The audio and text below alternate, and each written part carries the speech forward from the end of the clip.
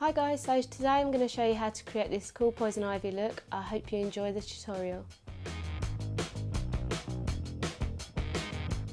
I started off by prepping my skin as normal with a primer and foundation, and I'm just going in and doing very slight contouring with my MAC bronzer.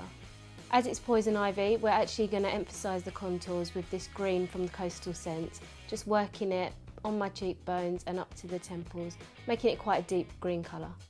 I'm just taking the same green shade down my neck just so that we get a bit of continuation with it.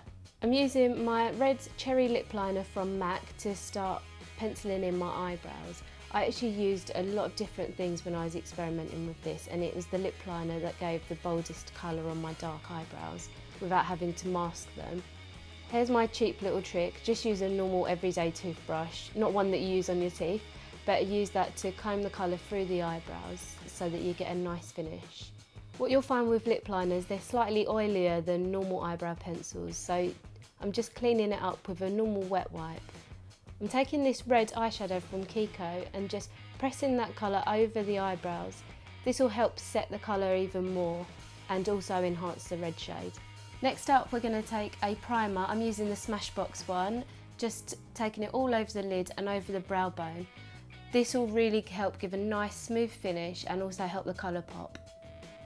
I'm using my green Barry M Dazzle Dust, and for the whole of this eye look I'm going to be using my fingers. You can use your brushes, and I know that's the technical way of doing it, but I just find for something where you're going to be blending a lot, your fingers are a really great tool. So just taking that colour over the eyelid and then taking it a little bit further out. I'm not following a strict guide here because I just want this to look quite organic and flowy, almost like the eye mask that Poison Ivy would wear. Once you've done the eye, take that same colour along your cheekbones, over your temple and the sides of your face. Again, don't worry about being neat, there's no rules here at all. We're going to start building up the greens now. So I'm taking this teal-like shade from the Coastal Scents palette. I'm taking it on the outer eye and then also over the whole green area on the side of the face that we just created. The more that we build this up, the more leaf-like effect that we're going to get. So to build up some definition for the inner eye, I'm using this really pretty gold colour that I got from the 17 collection. Again, using my finger to press the colour into the eye and also under the tear duct. This colour almost works as a highlighter and gives that really nice golden glow that Poison Ivy has. We're going to use it on our brow bone to get a bit of definition too. I'm taking the excess of the gold colour that I had on my fingertips and pushing it through the green leaves that we've got on the side of our face, just to add some highlights there too. I actually felt that the colours had kind of blended into one, so what I did was I took that dark teal colour and just dabbed that through in dot motions, so just added a bit more definition to the leaves that we created. For eyeliner, I'm going to take the red Kiko eyeshadow and using a pencil brush just smudge it through the lower and upper lash lines. We're going to add some definition with a black liquid eyeliner and wing that out at the end.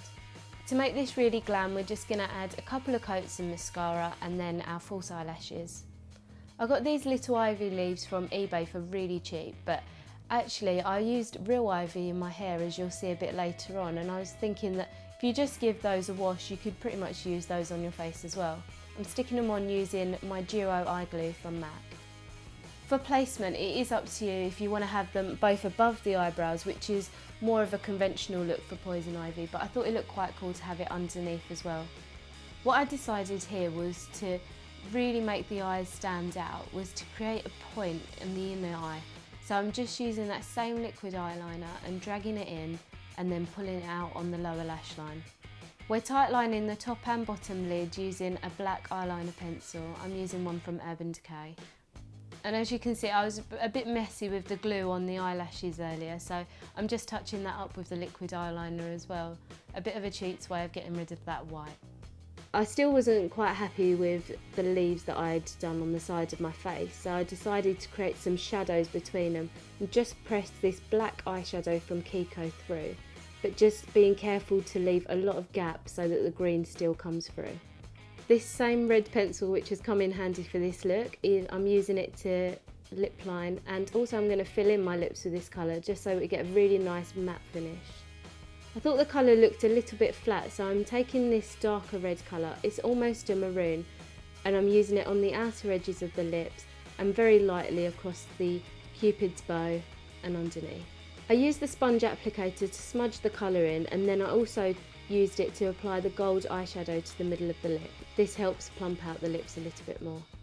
Poison Ivy's most defining feature was probably her red hair, so I'm going to be using a wig for this. I picked up the wig stocking from the pound shop. This wig isn't great actually, it's just what I could get hold of. But I really think there's loads online if you have a look around. Put it on from the front to the back and then just pull it out. Just play around with it until you're happy.